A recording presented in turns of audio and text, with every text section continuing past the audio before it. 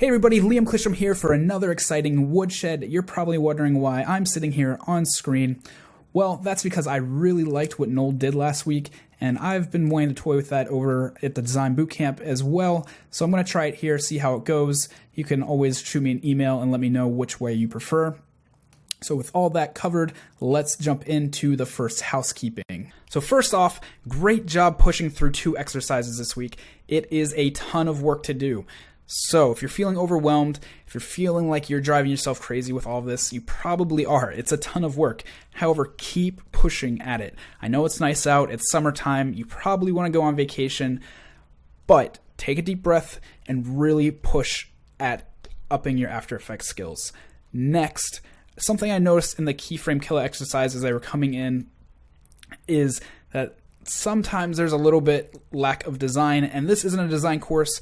You can go take Design Bootcamp after this, of course, but it's also something you want to think about as an animator, that your job is to communicate effectively. So make sure you're paying attention to the typefaces and fonts that you're using, how things transition between different frames, and the colors that you use. Make sure it's not jarring, cause anyone to have a seizure, things like that. So with that said, one more thing. Next week is catch-up week. So if you're feeling burnt out, as I said in the beginning of housekeeping, next week you'll be able to take a nap, relax a little bit, but if you are falling behind, you have a buffer of extra time to catch up, which is really awesome. We've started doing that in all the courses now, and we find that a lot of students take advantage of it, and it helps relieve the stress of all the other stuff we throw at you. So let's go ahead and jump into the first student's work. All right, so first up we have Tom. Let's go ahead and take a look at his video. Here's my null hypothesis. Ease yourself, fool, cause I'm on an animation mission. You better stop watch as I possess your position. Don't blink, I'll animate your eyeballs straight to heaven. HTTP 1080 29.7. And here's a tool tip. Animation's got no filler, cause I'm a keyframe killer. All right, so Tom's done a great job. First thing I want to note is this intro right here. Here's my null hypothesis, how this is all designed. That's really awesome. It really brings the attention to the piece. It kind of has this graffiti, urban script feel to it. Feels fitting for the style of song. So really nice work there, Tom. Great job incorporating that. And throughout, you've kind of got a nice cohesion. It's mostly blue and white text. There's a couple times like right here where it's kind of a harsh transition and probably could stay with the blue. However, with Kinetic Type, you kind of have some leeway with how things are designed and how far you can push things, because it's supposed to be fun and dynamic.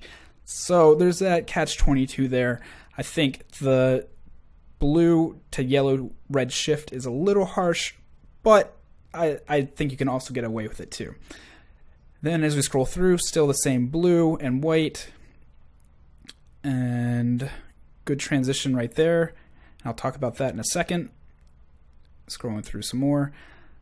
This is really cool, talking about the blink and how the eyes come in and transition to this. And then we've got this large text all the way to the end, except for this one little thing here, which I'll talk about too. So scroll back to the beginning. So first thing I want to note is right around 6 seconds in, I think, right? Yeah, 6:15. So right about here, as this transition's happening, there's a little bit of overlaid text happening too. So right there, it says "cause I'm," and jump ahead a few keyframes, and the animation starts to overlap that a little too much, and you could start having it slide to the left as it comes in, have this overlap of animations going on. So "cause I'm" slides to the left, and at the same time, animation is sliding in. And then on the second row too, you can start having that overlap, and instead of jumping right off, have this sliding in and pushing it off the screen and build that continuity of movement. And then next, I think right around 9, right here, something I notice is I like the transition as I noted, but this edge is feeling pretty harsh. So if it's a mask that you've done to transition down and hide your position, you can put a feather on the mask, and that way it softens it up and gives kind of a more natural blur look that you would expect from something moving. if you've done it a different way and you need help figuring that out, just shoot me an email and I'll kind of walk you through how you can feather that and make the mask smoother, or your alpha, or however you did it to make it transition this way. We can feather it out some more. And then we go to here. So don't blink. I really like what you're doing a few frames ahead where it jumps to black. Let's see, where is that jump? Come on, keyboard shortcut. There we go. All right. So there's that black. And that's really smart. So as an animator, you have all these opportunities to play with words and kind of play games with the visuals that are going on screen. So you hear blink, and you can think of somebody blinking down and it getting dark. But for this, it comes in a little too late to kind of have that play on words and visuals. So possibly right as blink comes on, you could have it shut down and kind of blink and go to black. And that way, when it comes into the next set of text on screen, it's already black. You can continue doing what you're doing, just it'll have that nice tie-in to the lyrics at that point. And then right there, the eyes will already be right where they should be, and just continue the way that you've done it. And I like this transition right there. They pop on and start to roll out, but they lead the eye up and they start looking up to where the new text is. And that's called eye trace. That's really advanced. If you haven't taken animation boot camp, you'll learn about eye trace and how that all comes together. And so this really leads the eye up in that kind of triangular angle upwards. And right through here, these are some nice text transitions coming on, like the texture that happens in there. Nice large text. And one more thing I want to point out is right in this area. Yeah, so, and here's a tooltip. So in the beginning I said don't jump between typefaces, fonts too much, because it can get distracting. However, here it works really well because it's kind of like whispering a secret a little bit. And when I think of a secret, I think of this kind of nice script typeface right here. And so you've got this rapper who's got all these big, bold things going on, and then you've got this nice juxtaposition of a tip being whispered at someone, and here's the tooltip. So that's really nice thinking right there.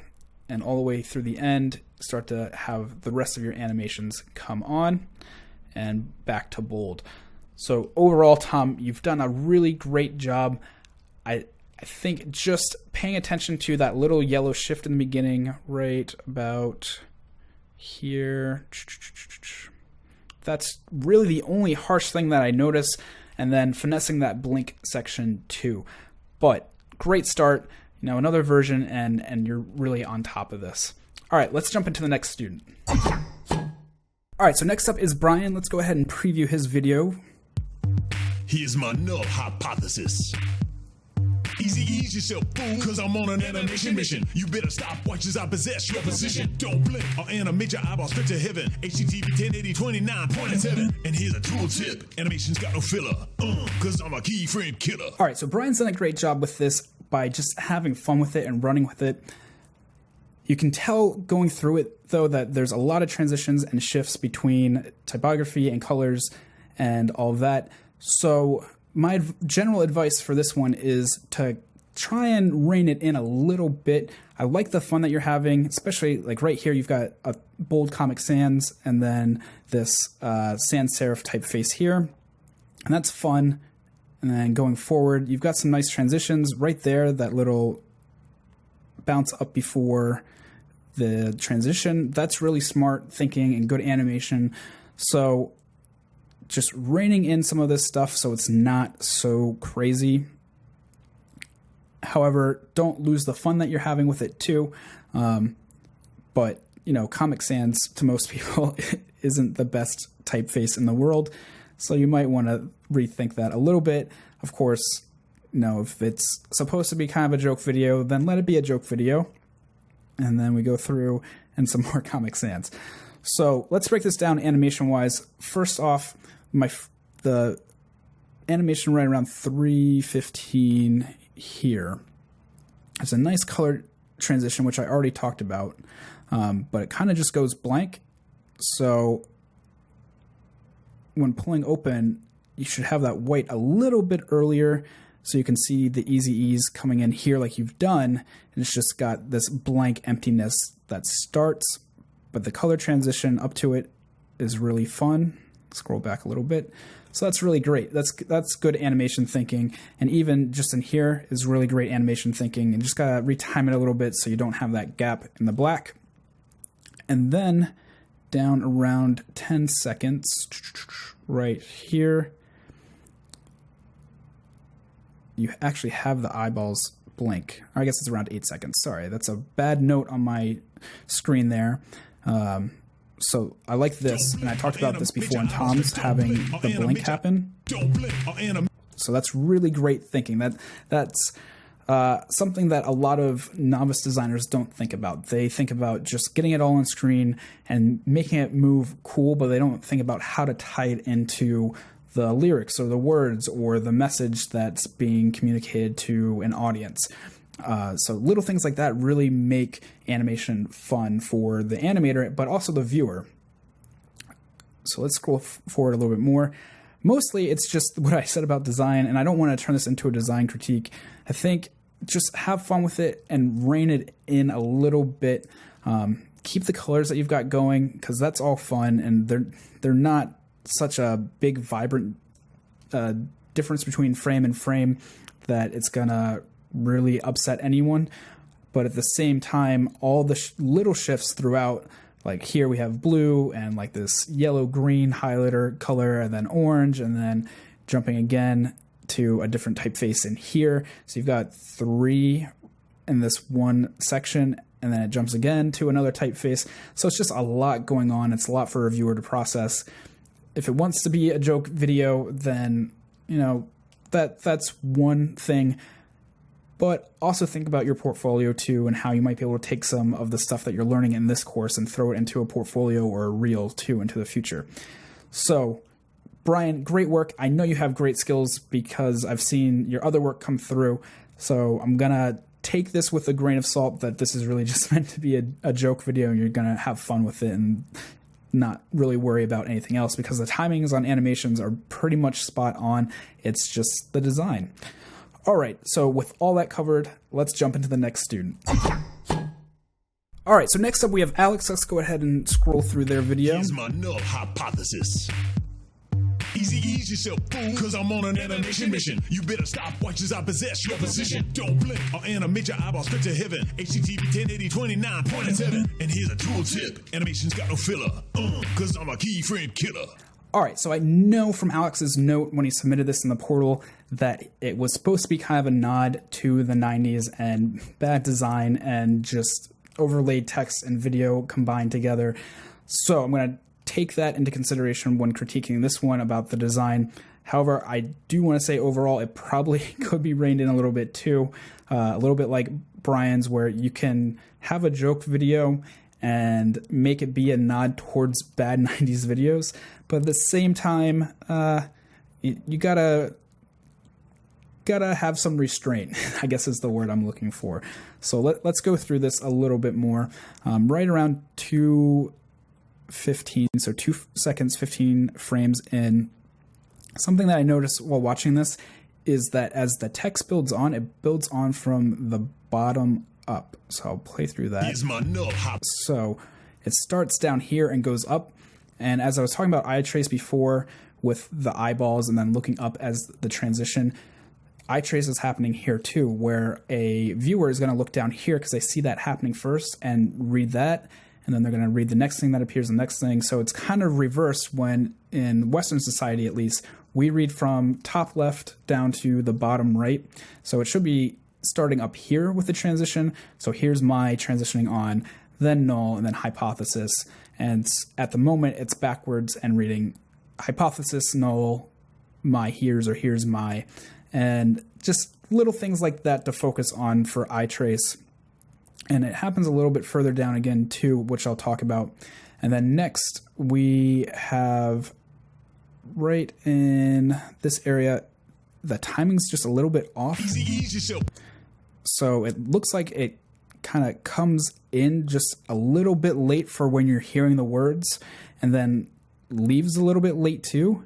So it needs to snap on a little bit sooner and then snap off a little bit sooner too. So just check your timings in there, make sure it's really lining up with the lyrics that are being said at that point. And then going forward some more. Just overall continuity and typography. And I talked about this as an overall note in the beginning too. Just a lot going on, switching from this serif typeface to this one, and then switching again right here. So it's a lot for somebody to handle all at once. And we'll scroll forward some more. And let's see, I think it's around 1423 is the next part that I notice the resolving up. So 14, right about there. Right. And here's a tool tip. Animation's got no filler. Yeah, so the backwards resolve is right here. So it's coming in filler, no got animations, and just reversing the order that it comes in. So having it come in from the right to the left. So it says animations got no filler. I think that will help tie it together a little bit more. I like how minimalist this frame is. It draws the eye in, nice white, stark contrast to everything else that's going on. So that's nice. And then right here, that's such a big explosion of color. It looks like you might have a blank frame in there that may be intentional too.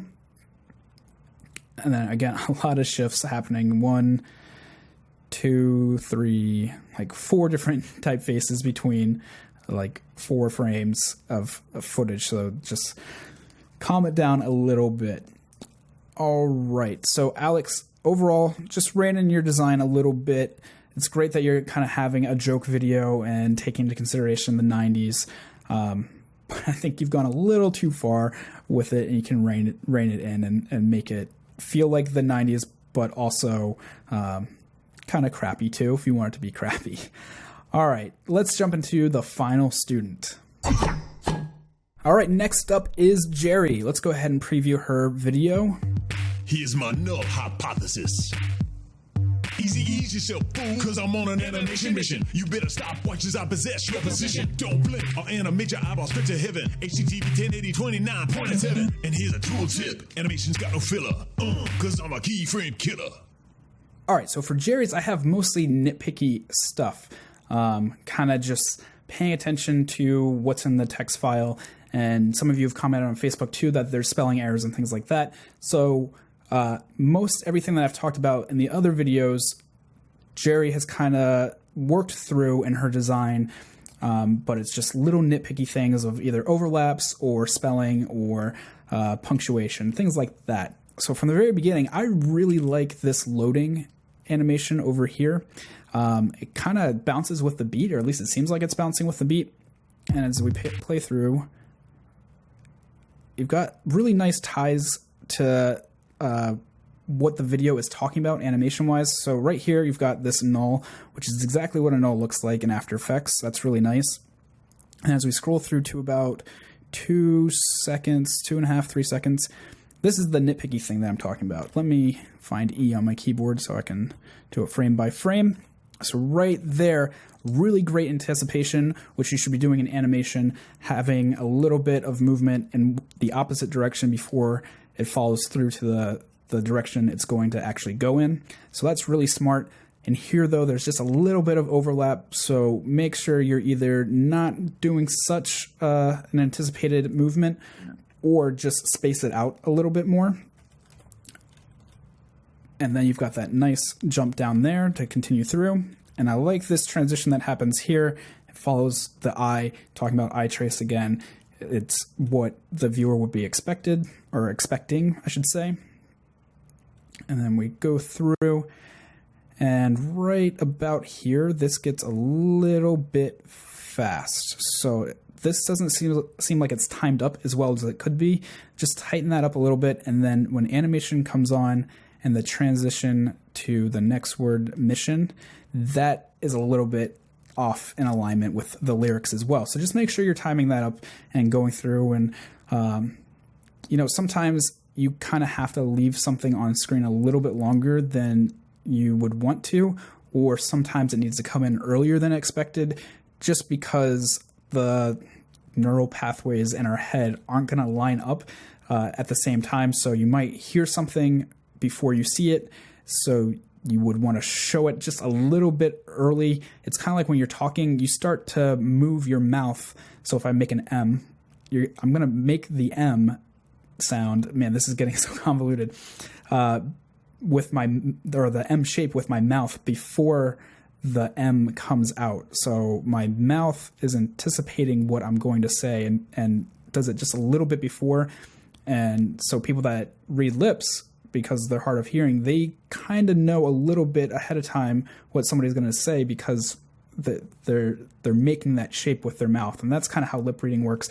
And that you got to kind of think about that with this too, that you hear things a little bit faster than what you're seeing. So just give that little bit of anticipation, hold on to things a little bit longer, or cut them off earlier if it's really fast. That way you can get the visual in when it needs to be and it doesn't feel off in the timing. What else? So around 6:10, that's what we just talked about. So 11:05. So right in here, again with the eye trace comment, got some nice movement in here coming down all the way. And so we're reading from top to bottom, left to right. And these clouds come in, which I really like as a representation of heaven. And then they move up. So as a viewer, you're going to be naturally reading from top left to bottom right, as I've been saying. But at the same time, you're going to naturally want to keep going in that direction. And these clouds start off right in the location they should, right at the bottom there. But as they go back up, it's kind of not so intuitive for a viewer to be going down and then see an animation going up and needing to change their focus from down here looking up. They're going to naturally think to keep looking down or keep looking left to right.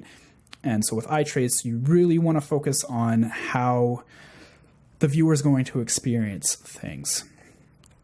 And then we keep going throughout, and I think that's really the last eye trace thing that I noticed. There's a nice transition right here that I didn't point out, right about there.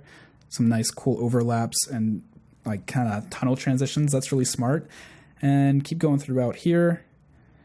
And I like this kind of like push roll off. There's a little bit of overlap right there that could be retimed. Not a big deal. The transition really sells it. This is a really nice design here. I like keyframe killer and the A being a keyframe instead of just, an A. That's smart thinking and it ties it all together. And then it just closes out nice and fun with that little bump at the end there. And we've still got this animating beat loading icon going.